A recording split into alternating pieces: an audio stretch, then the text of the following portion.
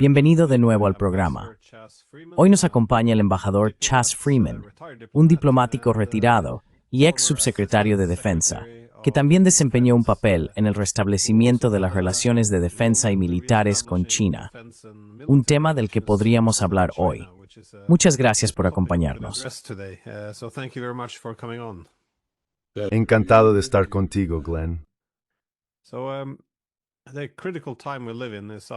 Así que, el momento crítico en el que vivimos es evidentemente el fin de la era unipolar y la entrada en una era multipolar. Ahora bien, este concepto de la trampa de Tucídides describe la peligrosa dinámica que puede desarrollarse cuando una potencia emergente amenaza con desplazar a la potencia dominante previamente establecida. Estados Unidos ha llegado claramente al final de este orden unipolar, o Pax Americana, paz hegemónica, hegemonía liberal, como se quiera llamar. Pero China parece ser el principal país que impide a Estados Unidos mantener esta posición, simplemente por su tamaño y su ascenso. ¿Cómo ves que Estados Unidos responda a esta dinámica en términos de lo que resulta útil y lo que no lo es?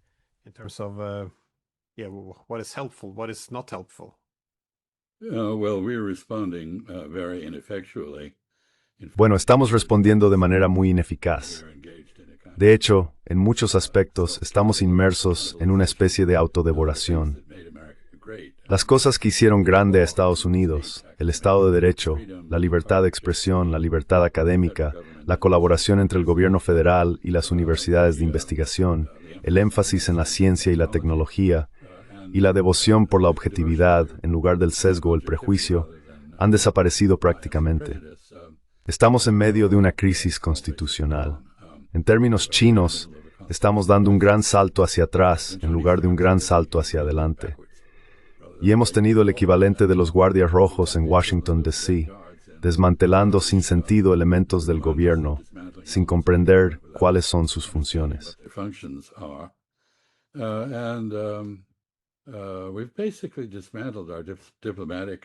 Básicamente hemos desmantelado nuestro cuerpo diplomático. Se realizó una encuesta entre mis antiguos colegas, estoy retirado desde hace tiempo, y mostró que 1 de cada 3 personas del servicio diplomático estadounidense se está preparando para retirarse, dimitir o jubilarse. La desmoralización es extrema, así que no estamos haciendo mucho bien, y los chinos, en su mayor parte, están haciendo las cosas correctamente. El equilibrio de lo que supongo que es alguna especie de medida integral de la fuerza y la capacidad nacional se está inclinando en nuestra contra. No me gusta, como probablemente sepas, el término multipolar, porque un polo es el extremo de una línea bidimensional, y estamos en un entorno internacional mucho más complejo que eso.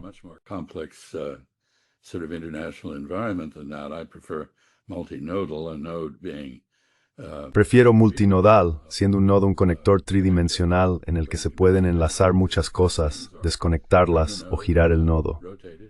Creo que estamos entrando en un mundo en el que los países pueden tener relaciones estrechas en un ámbito, por ejemplo, el económico, mientras están enfrentados políticamente.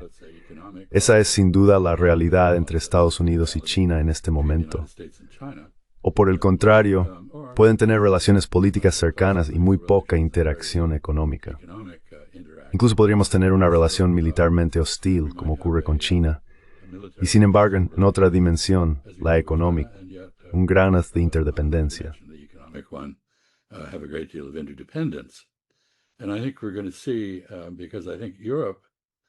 Y creo que vamos a ver, porque Europa, como resultado de la expansión de la OTAN y de la respuesta de Rusia a ello, se encuentra en una situación muy inestable. Muchos desarrollos interesantes en las relaciones entre los estados europeos. Noté el otro día que Kaja Kallas, quien es la portavoz de la Unión Europea en materia de política exterior, habló de lo maravilloso que sería si la Federación Rusa se desintegrara en partes más manejables. It went through sour en ello. Never wavered hotwen in inner world way tienen dragith musbury servi twank the frisi fliger called Prusa. It's then some maneras and enormer brand. The Russian Federation is, they're under huge strain. Europe is not responding effectively. Europa no está respondiendo de manera eficaz ni a los avances rusos en Ucrania, ni a las dificultades en las relaciones transatlánticas. las amenazas estadounidenses de retirarse de Europa, la reducción de algunos aspectos del apoyo estadounidense. Pero tampoco está respondiendo eficazmente al regreso de China a la riqueza y al poder. No parece saber cómo actuar en un contexto euroasiático. Macron, el presidente Macron, está de viaje en China, creo que hacia finales de esta semana, quizá ya esté allí. Y esta vez no lleva consigo a Ursula von der Leyen.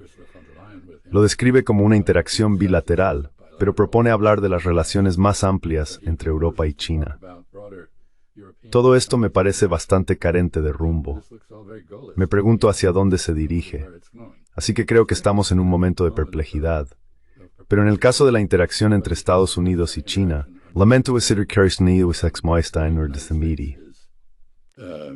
Not performing as it should. ¿Hasta qué punto crees, sin embargo, que se trata de una falta de comprensión de la perspectiva histórica de China? ¿Entiende bien esto Estados Unidos o está interpretando mal a China?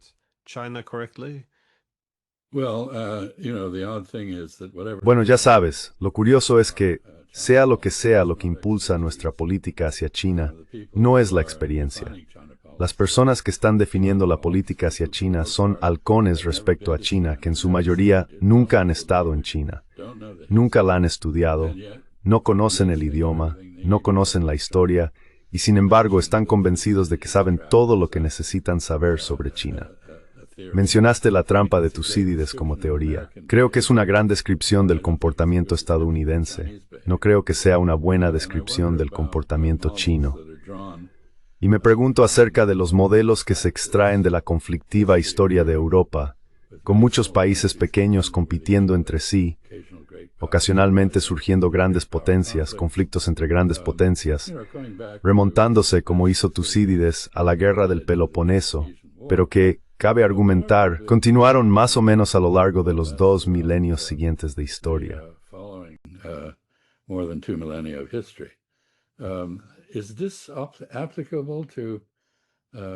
¿Es esto aplicable a otras culturas? Puedo ver su aplicación en la India, que nunca se unió. Era como Europa, una extensión de la masa continental euroasiática con múltiples entidades políticas compitiendo entre sí, a menudo de manera muy violenta. China tuvo esa experiencia, por cierto, un poco antes, pero el primer emperador Qin unificó China y desde entonces en su mayor parte ha sido un estado civilizacional unificado. La India realmente no se unió hasta que los británicos la conquistaron. Y luego, por supuesto, se dividió en 3 partes, con Pakistán separándose en la partición y después Bangladesh separándose de Pakistán con la ayuda de la India. En fin, me pregunto por la ausencia de un elemento cultural en la interpretación de la trampa de Tucídides, o en ese sentido, del realismo ofensivo de John Mearsheimer. Creo que funciona en algunos contextos. No estoy convencido de que funcione en otros.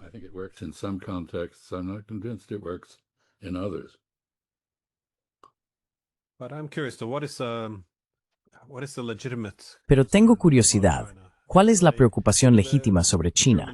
Porque el economista alemán Friedrich List escribió un libro en 1827 sobre la economía nacional, y en él contrasta a Estados Unidos con Gran Bretaña. Escribe que Gran Bretaña utiliza su poder económico, sus barcos, sus industrias, su poder financiero para el dominio y el imperialismo.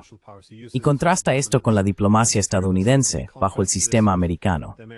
Dice que cuando Estados Unidos construye su base manufacturera y todo eso, persigue el poder económico como una fuente de liberación y libertad.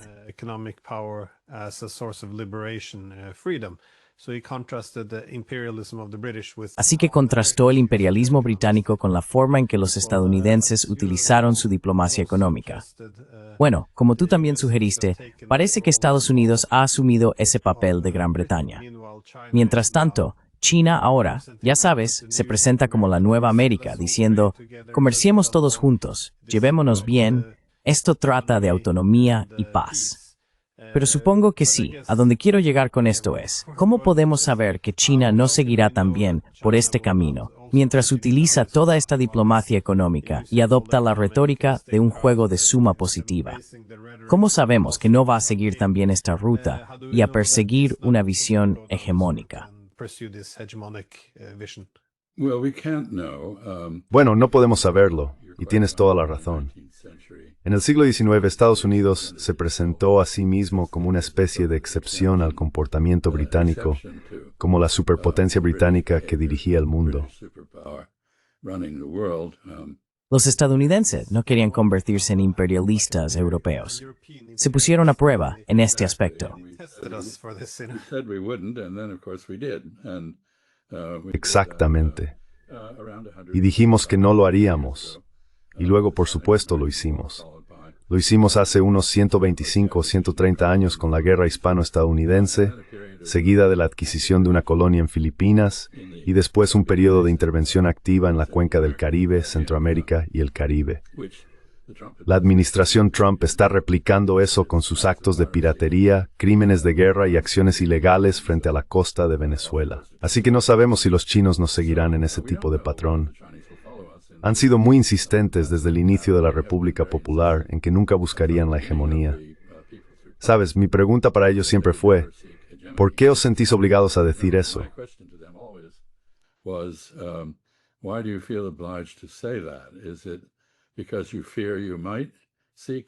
¿Es porque temes que puedas buscar la hegemonía o porque crees que lo harás y quieres ocultarlo hasta que realmente puedas lograrlo?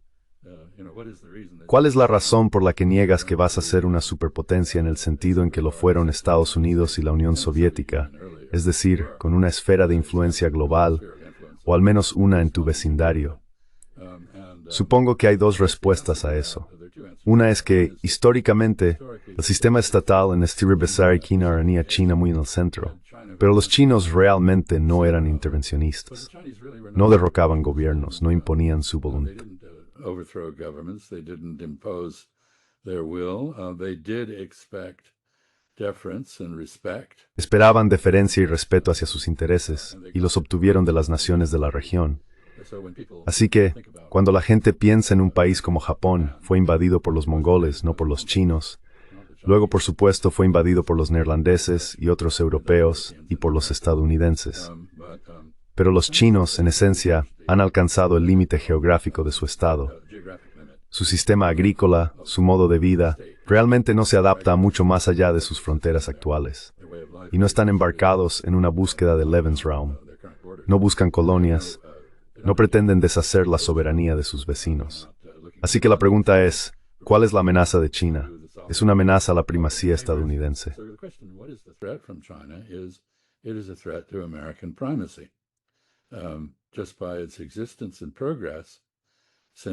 Solo por su existencia y progreso, ya que ahora tiene una economía aproximadamente un tercio más grande que la de Estados Unidos en términos de paridad de poder adquisitivo, y es la mayor potencia comercial del planeta, marca el ritmo de la economía global.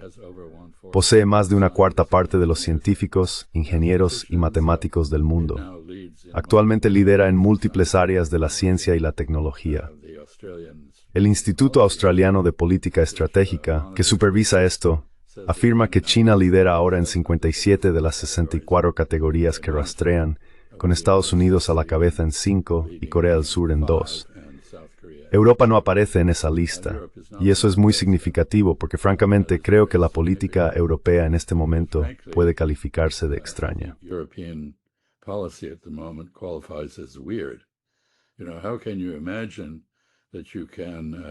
¿Sabes? ¿Cómo puedes imaginar que se puede resucitar, reavivar o revitalizar Europa con una combinación de austeridad presupuestaria, recortes en los servicios sociales, aumento del gasto en defensa y al mismo tiempo la interrupción del suministro de energía y otros recursos baratos procedentes de Rusia, que en teoría al menos acaban de hacer el otro día? Supongo que ya no hay más gas ruso, pero no estoy convencido de que Europa pueda, de hecho, sin el gas ruso. Los europeos parecen haber tomado la interdependencia como vulnerabilidad, pero Rusia nunca cortó el gas. Creo que alguien burló el Nord Stream 2 y creo que sabemos quién fue.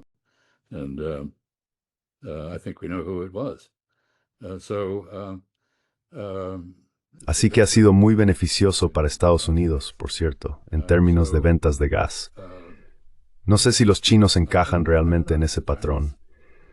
Y creo que de hecho hay bastante descontento global con el hecho de que, mientras Estados Unidos se retira de la responsabilidad de guiar los asuntos mundiales, ni siquiera se presenta a las reuniones, se retira de las organizaciones, se opone a la reforma o a la financiación de las instituciones heredadas, los chinos no están realmente dando un paso al frente.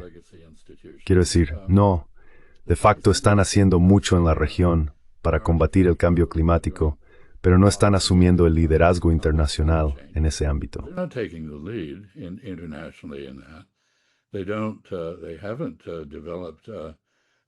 No han desarrollado un sustituto para el desaparecido programa estadounidense de asistencia exterior. No están a la cabeza en materia de no proliferación. Estos son temas que normalmente se consideran globales, en los que Estados Unidos históricamente asumía el liderazgo. Ahora nadie lidera, y los chinos no parecen querer asumir la carga del liderazgo. Así que las dos respuestas son, históricamente, no encajaban en este patrón de hegemonía asertiva. Ciertamente eran el primus inter pares en su región, y no parecen mostrar ningún signo de querer tomar las riendas ahora.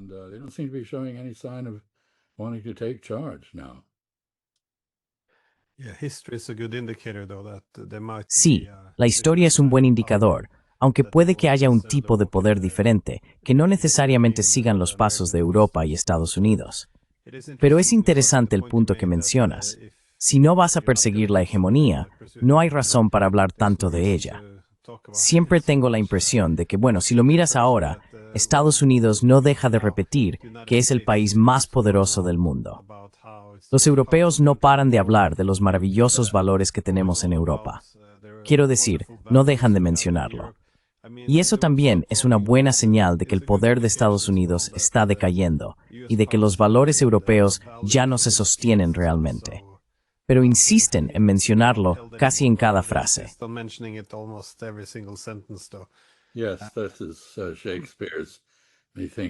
Sí, eso es de Shakespeare. Protesta demasiado. Una especie de jactancia muy defensiva. Ya sabes, no somos tan terribles como parecemos.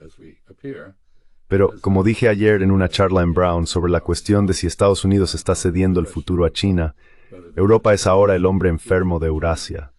Y al no afirmarse, los europeos parecen decididos a seguir siendo mucho menos que la suma de sus partes. Y me pregunto cuánto tiempo podrán mantenerse unidas esas partes.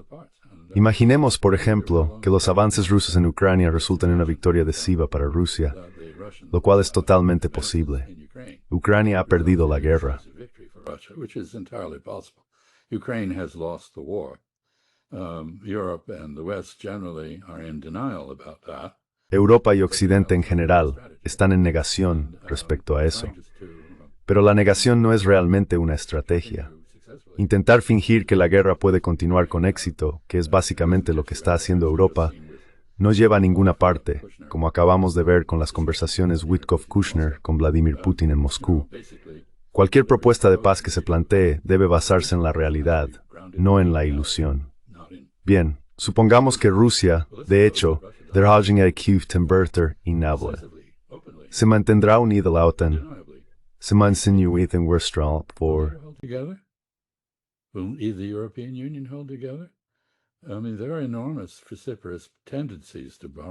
Quiero decir, hay tendencias enormes y precipitadas por tomar prestada la expresión India.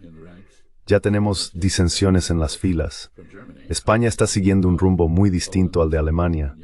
Polonia va por otro camino. Chequia y Eslovaquia no están de acuerdo. Los húngaros van por su cuenta. Reino Unido ha abandonado la UE y, en mi opinión, está a la deriva. Tenemos líderes débiles, ninguno de ellos popular. Una política conflictiva y una falta de realismo en todos los niveles. Como dije, no están afrontando las nuevas realidades de Europa, las consecuencias de la ampliación de la OTAN, el auge de China y el crecimiento de lo que yo llamo un sistema global multinodal.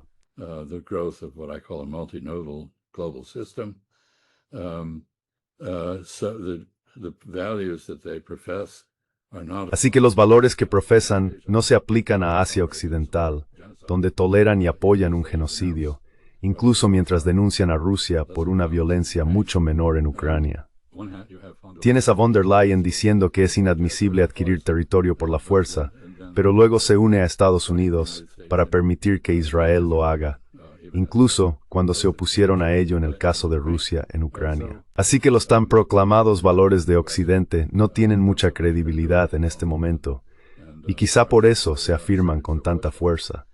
Tal vez sea como el proceso de paz en Palestina, que fue una excusa conveniente para no tener paz durante bastante tiempo.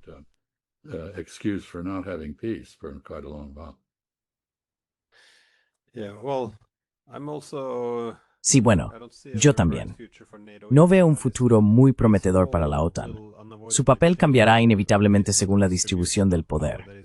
Durante la Guerra Fría, cuando había dos centros de poder, tenía una misión clara: la defensa colectiva y la disuasión de la Unión Soviética. Después de la Guerra Fría, por supuesto, necesitaba una nueva razón para existir. Parecía que la nueva misión se convirtió en la hegemonía colectiva, en construir el orden unipolar, lo que alineó los intereses de europeos y estadounidenses durante 3 décadas más. Pero en un sistema multipolar o multinodal, con muchos centros de poder, no me queda claro cuál será el papel de la OTAN, porque Estados Unidos, en un mundo así, tiene prioridades más importantes que Europa, así que quiere reducir su implicación.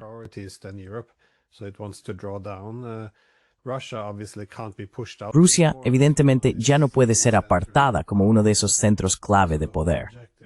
Así que todo el objetivo de crear una Europa sin Rusia, simplemente negándole un papel en las instituciones y esperando que desaparezca, no va a funcionar. Si no tiene representación, se afirmará por otros medios, como vemos ahora en Ucrania. Y como has dicho, la idea de que España y Alemania deban tener exactamente la misma política exterior no tiene mucho sentido si la política exterior se supone que debe responder a ciertos intereses nacionales básicos. Irlanda y Letonia tienen la misma política, ¿no es así?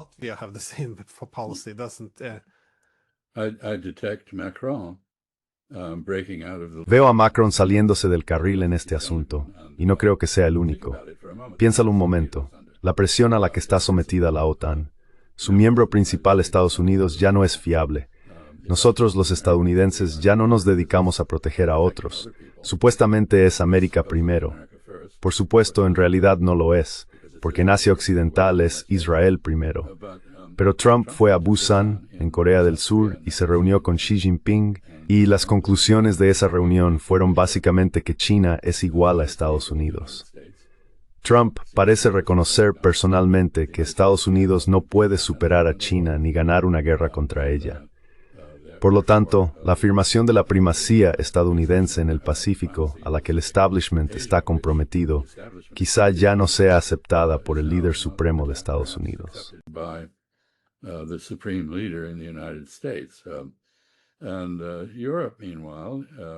Y Europa, mientras tanto, básicamente ha recibido la carga del problema de Ucrania. Los europeos tienen que pagar por ello.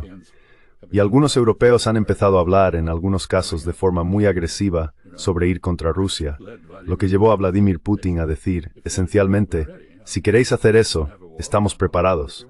¿Queréis una guerra? Nosotros no queremos una guerra, pero si la queréis, no vais a salir muy bien parados. Así que existen puntos de vista bastante diferentes sobre la guerra de Ucrania a nivel popular y a nivel de liderazgo, lo que sugiere que todo el asunto es bastante frágil.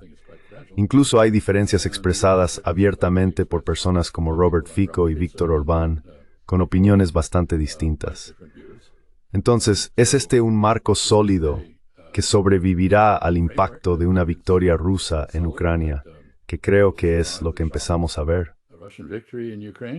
Which I think is what we're beginning to see. Hay una cuestión sobre Ucrania que no he oído plantear a nadie. Creo que si hablamos del establecimiento de fronteras acordadas entre Rusia y Ucrania, que es de lo que realmente estamos hablando, la Constitución rusa ha incorporado Zaporilla y Gerson, así como Lugansk y Donetsk. Eso significa que los rusos no van a renunciar fácilmente, si es que lo hacen, a esa reivindicación.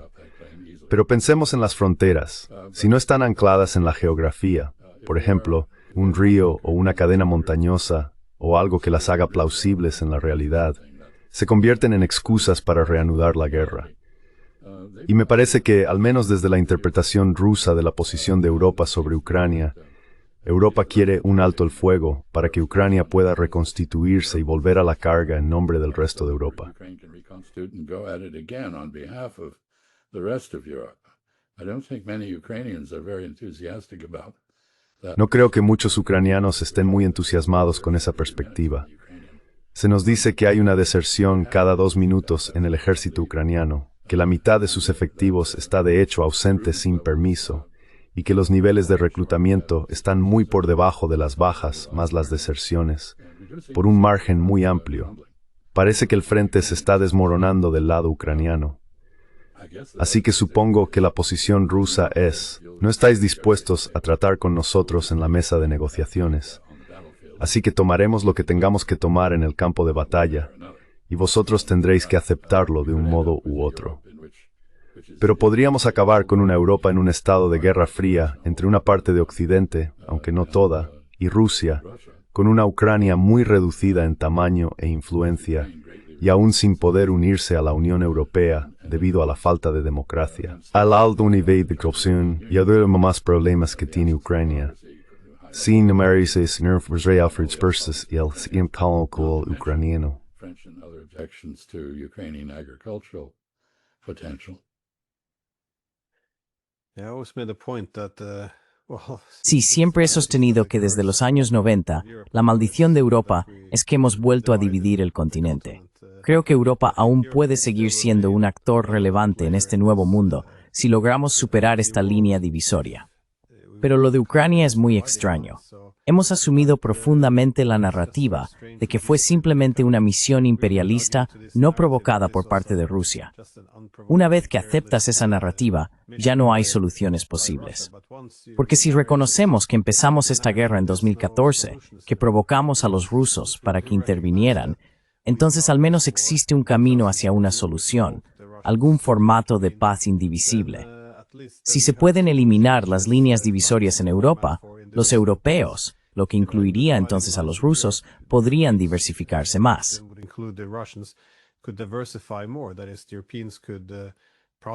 Es decir, los europeos podrían prosperar. Rusia tampoco sería tan dependiente de China. Esto es, en cierto modo, lo que también les gustaría a los estadounidenses. Así que parece muy contraproducente seguir por este camino. Pero he notado que el único discurso aceptable en Europa es aquel en el que no se cuestiona la Europa dividida. Esto está grabado en piedra. Solo quieren asegurarse de que estás de su lado, de que estás en las trincheras con ellos. Así que si sugieres que quizá no deberíamos tener esto, que tal vez la propia división de Europa sea una amenaza para la seguridad, entonces ese no es un comentario leal. No es algo que vayan a aceptar. Y si no estás con nosotros, estás contra nosotros, más o menos. Ese es el sentimiento. What you see happening is not a greater. Lo que estamos viendo no es una mayor cohesión en Europa, sino una mayor fisión, una separación. Así que Europa no puede desempeñar el papel que debería desempeñar como gran potencia geoeconómica o geopolítica, a menos que sea capaz de unirse mucho más de lo que lo ha hecho hasta ahora. Y no se está uniendo. Estamos viendo divisiones. El Brexit fue un presagio de esto, pero vemos a otros en desacuerdo con la mayoría y una incapacidad para tomar decisiones racionales.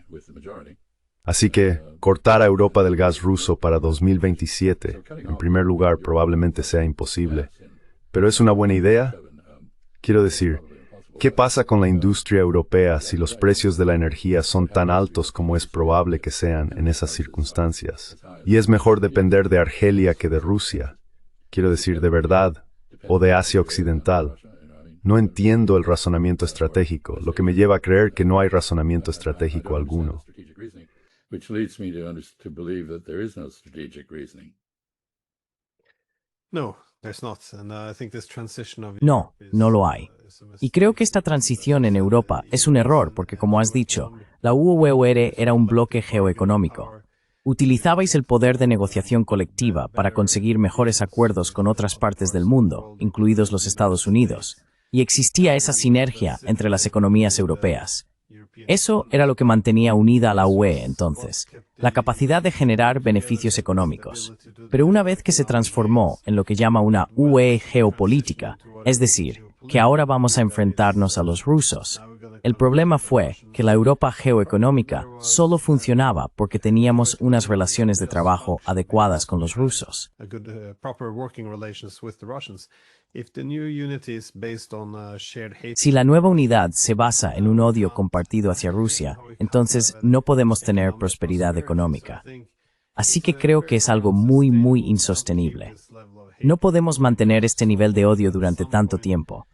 En algún momento, si seguimos socavando los intereses nacionales, algunos países europeos empezarán a replantearse esta locura, la falta de estrategia, la incapacidad de prosperar, y aparecerán personas como Orbán o Fico que empezarán a cuestionarlo.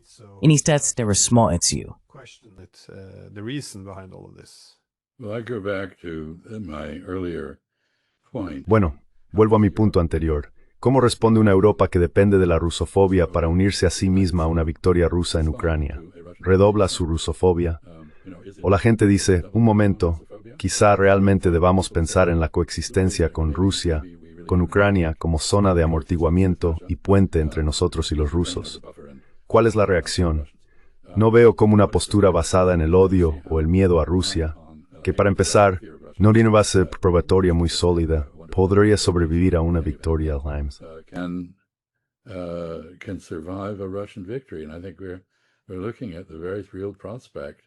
Y creo que estamos ante la perspectiva muy real de que los rusos están engañando a los estadounidenses, a la administración Trump, durante las negociaciones, mientras ganan terreno. Así que están creando hechos sobre el terreno, mientras utilizan las negociaciones como una táctica dilatoria que no han... Bueno, en realidad, la propuesta de 28 puntos contiene bastantes elementos con los que los rusos podrían estar de acuerdo. Pero por supuesto, los europeos intentaron, ya sabes, echar atrás todo lo que había allí. Y así, lo único en lo que todo el mundo parece estar de acuerdo es en que Ucrania no puede unirse a la OTAN. Ha llevado bastante tiempo que la gente se dé cuenta de ello, pero parece que por fin lo han asumido.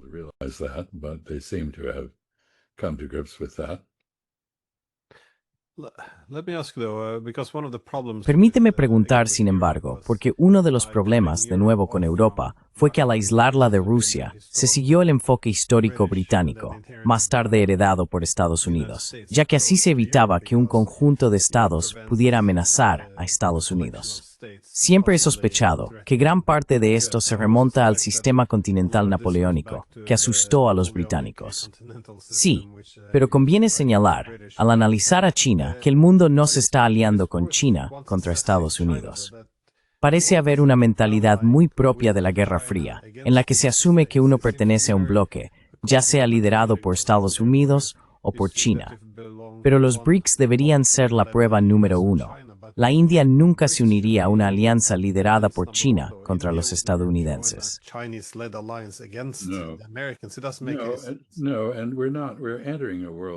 No tiene ningún sentido, no.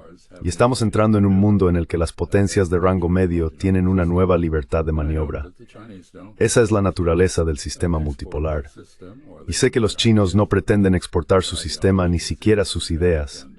Su ideología es idiosincrásica y en realidad bastante vacua, y no sostienen que deba aplicarse a nadie más.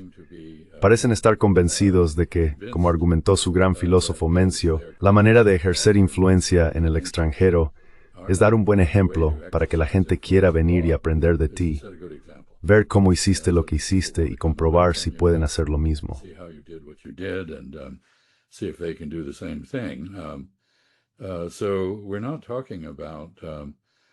Así que no estamos hablando de una visión mesiánica como las que persiguieron tanto Estados Unidos como la Unión Soviética. Quiero decir, la Unión Soviética quería hacer del mundo un lugar seguro para el comunismo y exportarlo a todos los lugares posibles. El marxismo-leninismo en su propia versión. Estados Unidos tenía una visión de la democracia liberal que en realidad hoy hemos abandonado en gran medida, pero que era nuestra carta de presentación. Y sabes, una de las cosas más notables de lo que está ocurriendo hoy es que Estados Unidos está tratando a Venezuela exactamente como Rusia trató a Ucrania, y parece no ver el paralelismo. Al menos los rusos no estaban matando civiles con el pretexto de que eran narcotraficantes, con bombardeos en las llanuras del centro de Ucrania. of central Ukraine. Y básicamente creo que lo que hemos visto es a Israel ser pionero en el abandono de las normas establecidas tras la Segunda Guerra Mundial, la Carta de las Naciones Unidas y el derecho internacional, las convenciones de Ginebra que las sustentaban, y además mostrar ningún respeto por la soberanía de sus vecinos. Así que también está violando el orden westfaliano. Y durante mucho tiempo se salió con la suya. La gente no lo aprobaba, pero lo toleraba. Pero ahora lo estamos aprobando. En realidad estamos siguiendo su ejemplo. Es bastante notable. Es un regreso a la ley de la selva que desde luego no habría predicho. Pensaba que tenía la típica visión transatlántica de progreso continuo y no comprendía que también podía haber regresión, como la hay ahora.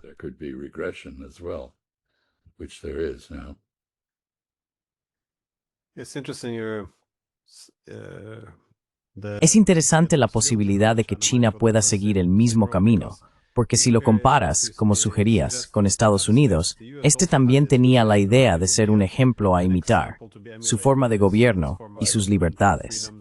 No estoy seguro de si dirías que fue Woodrow Wilson quien cambió las cosas, ya que quería hacer del mundo un lugar seguro para la democracia, pasando a Estados Unidos de ser un modelo pasivo a asumir un papel activo, incluso misionero, de rehacer el mundo. Pero dado que China no lidera un bloque antiestadounidense, sino más bien un bloque antihegemónico, lo cual es muy diferente, esto también sugiere que habría distintos enfoques para tratar con él. But this also suggests there would be different approaches to deal with it. If the United States is concerned about Si Estados Unidos está preocupado por la concentración de poder en China dentro del sistema internacional, entonces parece que la mejor estrategia que podría seguir sería básicamente no hacer nada y dejar que se imponga un equilibrio por sí mismo. Porque, por ejemplo, cuando se le dice a la India que no debería comerciar con Irán, entonces Irán pasa a depender en exceso de China. Cuando se sanciona a la India y se le dice que no puede comerciar con los rusos, la India tiene que recurrir a China. Es lo mismo que hicimos con los europeos. Los desconectamos de los rusos y Rusia se inclina fuertemente hacia China. No parece tener mucho sentido. Tú fuiste embajador en Arabia Saudí. Cuando escuchas a los saudíes hablar, sus diplomáticos no quieren unirse a una alianza china. Son un país de tamaño medio o pequeño y les gustaría diversificar sus vínculos para tener una mayor autonomía.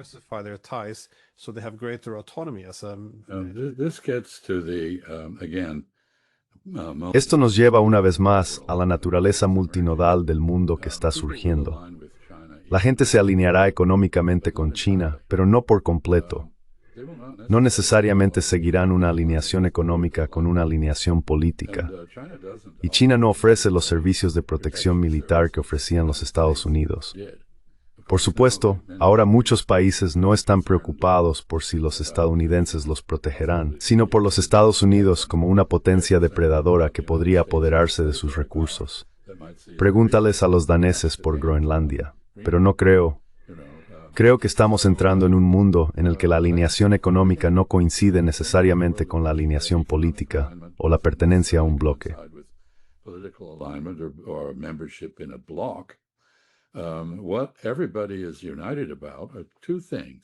En lo que todo el mundo está de acuerdo son dos cosas: los chinos y todos los demás. Intentemos restaurar el mundo de la Pax Americana, pero sin los estadounidenses. Nos gustaba la Organización Mundial del Comercio. Nos gustaba el derecho internacional como regulador predecible del comportamiento internacional. Nos gustaba la Carta de las Naciones Unidas. Ya sabes, el orden de posguerra que los estadounidenses patrocinaron y ayudaron a crear fue uno en el que prosperamos. Es decir, todos son conscientes de que su prosperidad se basaba en su adopción del capitalismo, tal como fue impulsado por Estados Unidos y otros países capitalistas poderosos. No están cuestionando eso. Quieren que el nuevo orden mundial que esperan que surja se parezca mucho al antiguo orden mundial, pero sin el hegemón estadounidense.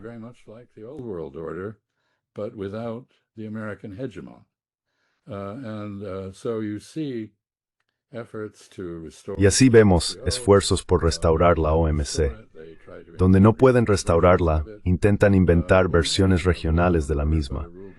Quieren un orden basado en normas, pero fundado en el consenso en lugar de en la imposición de Estados Unidos o del G7.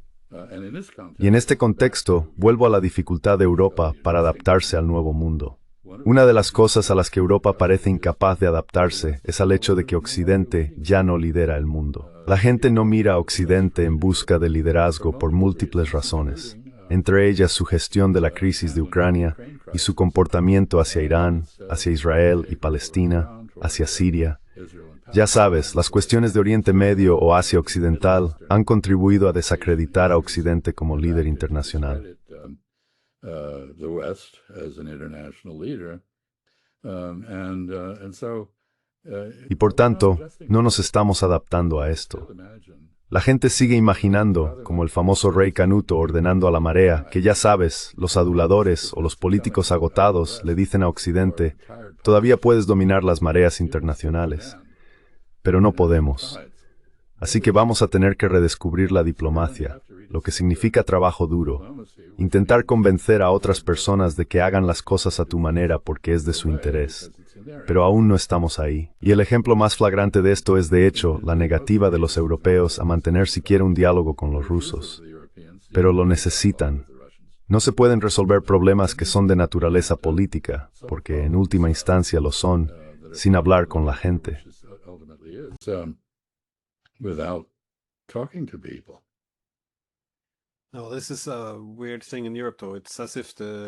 Esto es algo extraño en Europa, sin embargo. Es como si el liderazgo aquí creyera que si hacen suficiente exhibición moral, el mundo reconocerá que merecen la hegemonía o algo por el estilo. Incluso el primer ministro de Finlandia hizo este comentario, creo que a diplomáticos de China o Japón.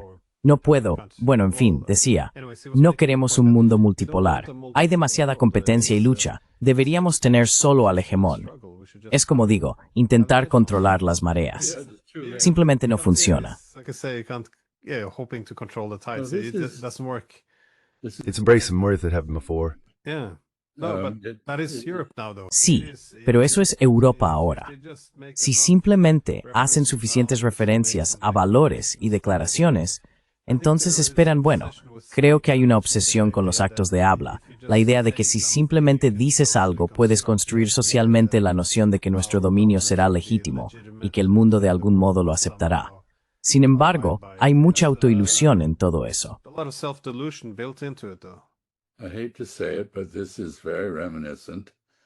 Odio decirlo, pero esto recuerda mucho al mundo árabe, que fue justamente acusado de sustituir la retórica por la acción, y que aún lo hace. Es un signo de una civilización que, si no está en decadencia, al menos no se está revitalizando. Así que bueno, todo esto es demasiado deprimente, Glenn. Well, this is all far too depressing, Glenn. Bueno, iba a hacer una última pregunta, pero puede que no sea menos deprimente. Solo tengo un comentario más sobre la creación de este orden basado en normas, sin un hegemón. Me preocupa, aunque soy muy optimista respecto a tener un mundo multipolar y multinodal. Pero, al mismo tiempo, reconozco que las únicas veces que desarrollamos sistemas económicos internacionales muy abiertos fue bajo el hegemón británico en el siglo XIX y el estadounidense en el XX. Así que nos adentramos en aguas desconocidas. Esto no se ha hecho antes. No soy necesariamente pesimista, pero reconozco que algunos de los sistemas de incentivos que existían bajo un hegemón no necesariamente.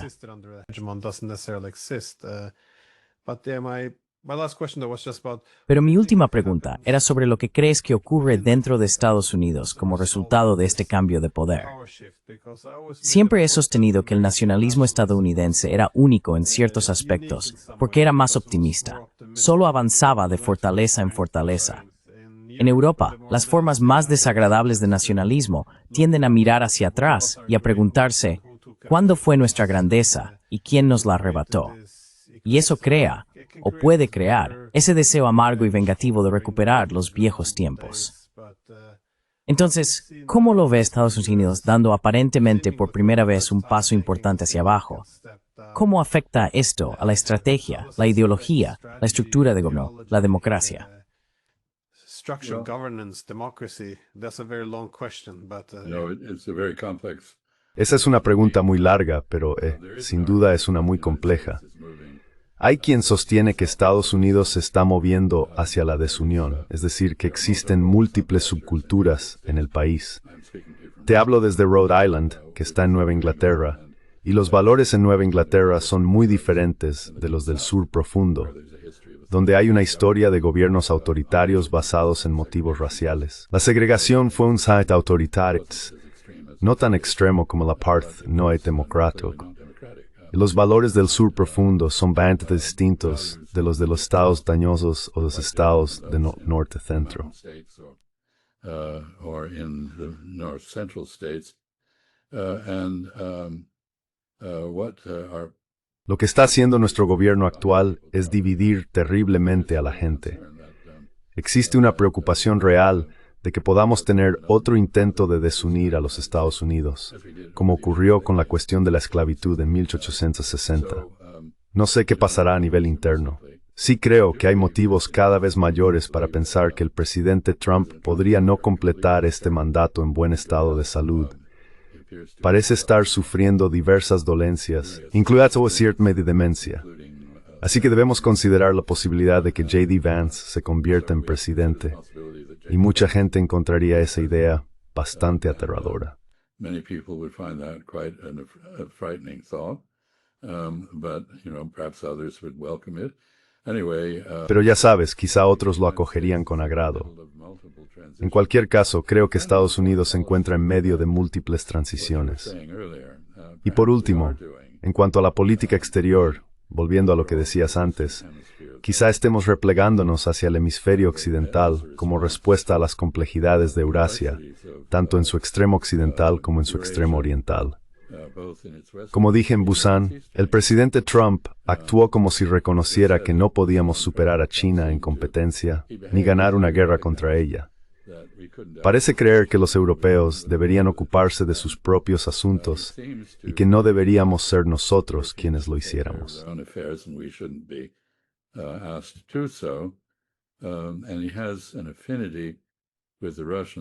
Y tiene una afinidad con los rusos, lo cual es bastante misterioso en cuanto a su origen, porque no creo que sepa mucho sobre ellos. Y todavía no hay una torre Trump en Moscú, que yo sepa. Así que quizá estemos, de hecho, además de hacernos daño a nosotros mismos en muchos casos, retirándonos del papel hegemónico y, por tanto, desafiando a europeos y asiáticos a gestionar sus propios asuntos, con un papel estadounidense mucho más reducido en la práctica. Te aclaro que para besentracticar persona interna, te lleva a una persona en el exterior. Un breve de su power suboption. Cheery thought, I suppose. We have a tendency to Tenemos la tendencia a terminar con la nota más optimista. Además, nuestra charla de 30 minutos casi convirtió en una hora. Savda exporses tiempo. I apologize. Lo siento, pero muy estimulante tener estas conversaciones contigo. To have these chats with you. likewise. Igualmente. Y sí, como siempre, muchísimas gracias por tomar el tiempo. I very much. Ver la literaria, taro gerent ret bivio.